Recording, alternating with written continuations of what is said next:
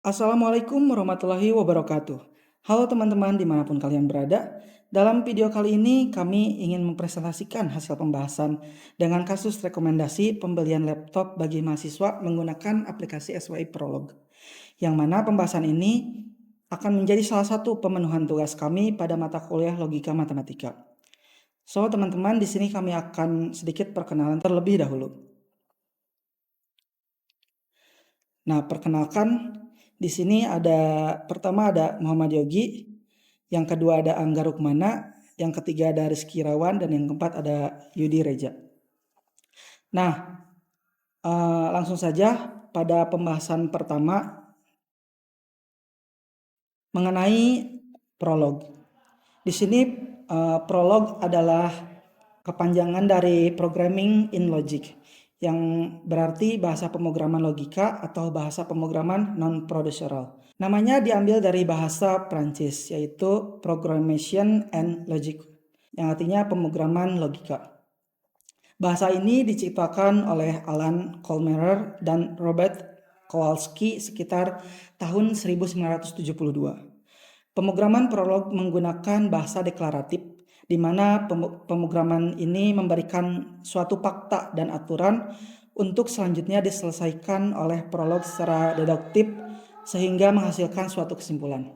Nah, biasanya prolog ini diterapkan dalam beberapa program, yang mana yang pertama ada sistem pakar atau expert system.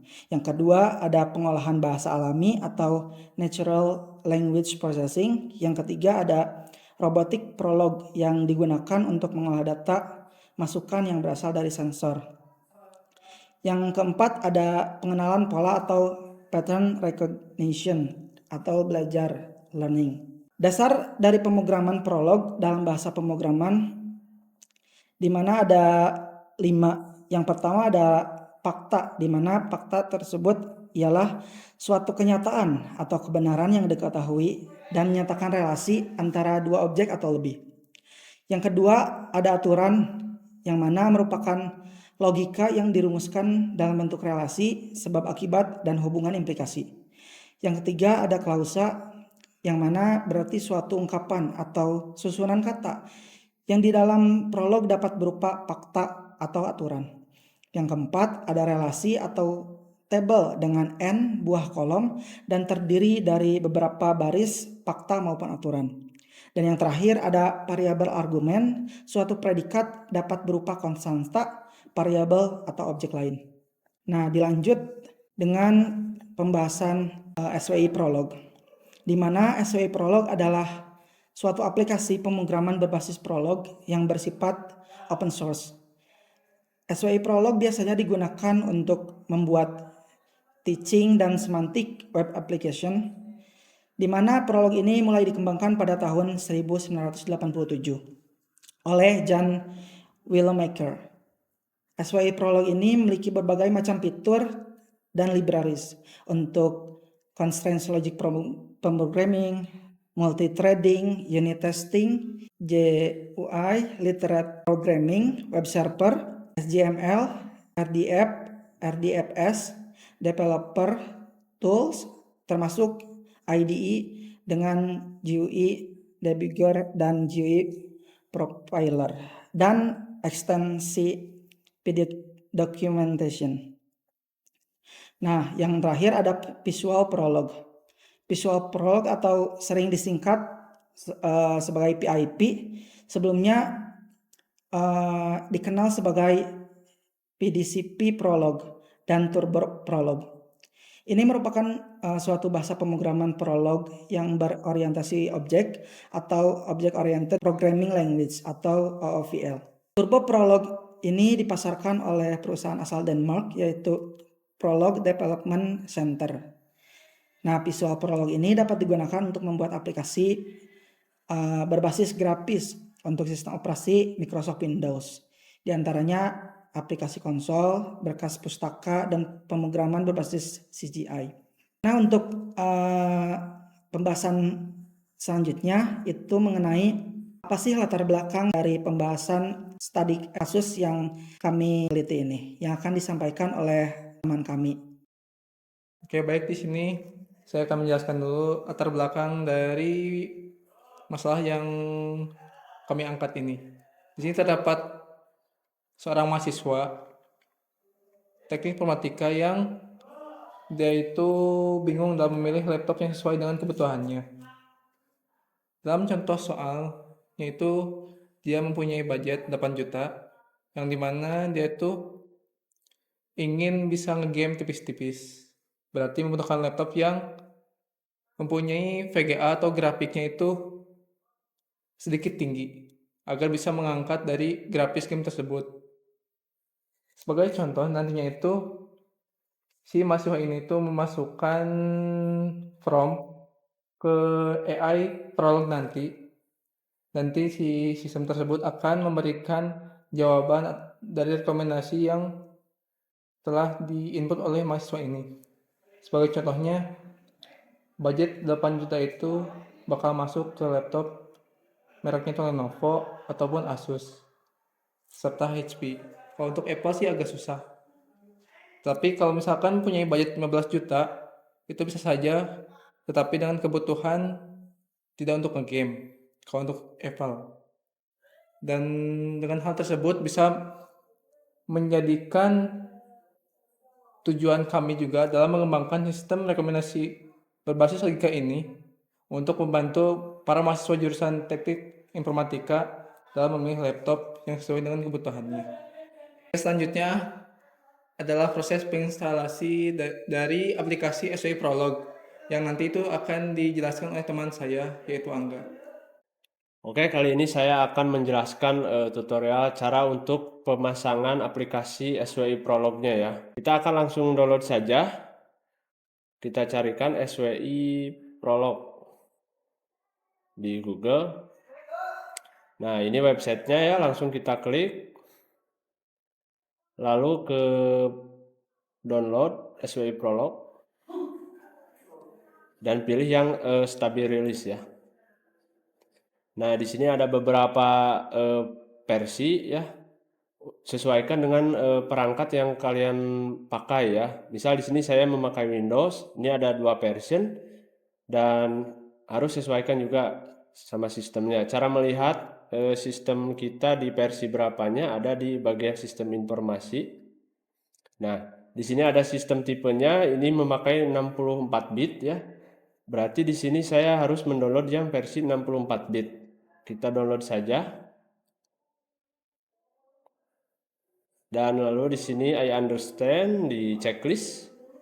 Lalu klik download.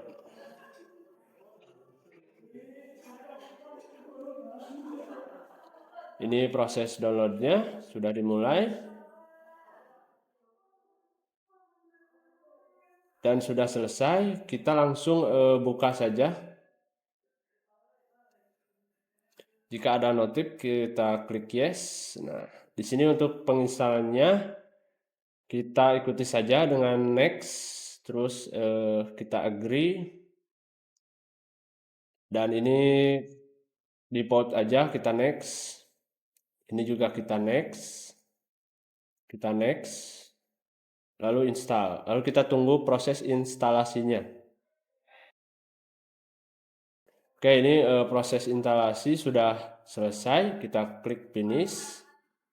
Nah, lalu kita buka aplikasi yang sudah diinstal, yaitu SWI Prolog. Nah, jika sudah seperti ini berarti aplikasi kita sudah bisa diinstal dan bisa untuk langsung mengkodingkan, mengisikan fakta atau aturan yang akan kita bahas selanjutnya. Nah, untuk selanjutnya akan dipraktekkan langsung oleh teman saya yaitu Rizky Irawan. Baik, di sini kita langsung membuat aturan dan fakta-faktanya. Di sini saya sudah memasukkan fakta dan aturannya. Terdapat fakta tentang laptop, merek, harga, dan spesifikasi. Terdapat laptop dengan tipe Asus Genbook dengan merek Asus, harga 15 juta, dengan spesifikasi RAM 16 GB, SSD 512 GB, layar 14 inci, dan prosesornya Intel i7, dan seterusnya. Di sini juga saya membuat 3 aturan. Yang pertama, rekomendasi laptop berdasarkan anggaran. Yang kedua, berdasarkan anggaran dan merek, dan yang ketiga adalah berdasarkan anggaran, merek, dan spesifikasi. Baik, di sini saya akan langsung memanggil programnya dengan pertama klik file, konsul, lalu buka programnya. Kemudian ketikkan aturan yang telah dibuat.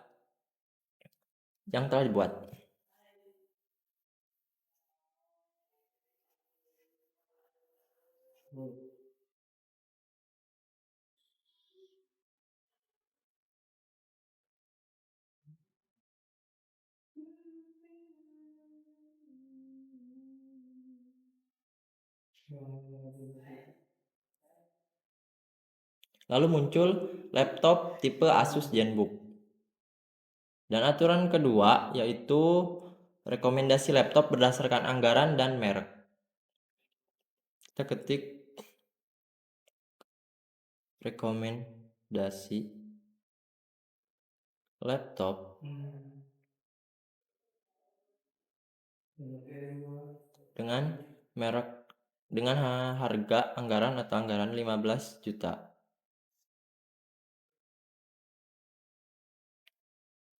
Dan ingin mereknya Dell, ketik laptop. Enter. Lalu muncul tipe laptop Dell Inspiron. Dan di sini kita akan menggunakan rekomendasi laptop berdasarkan anggaran, merek, spesifikasi. Kita ketik rekomendasi laptop.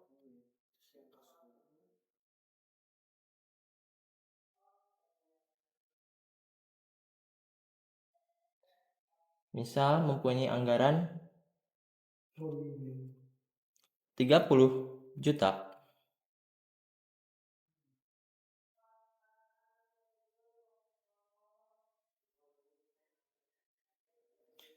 Dan ingin merek Apple. Dan mempunyai spesifikasi RAM 16 GB.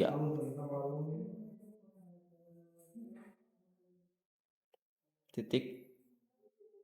Dan muncul merek Apple tipe MacBook Pro.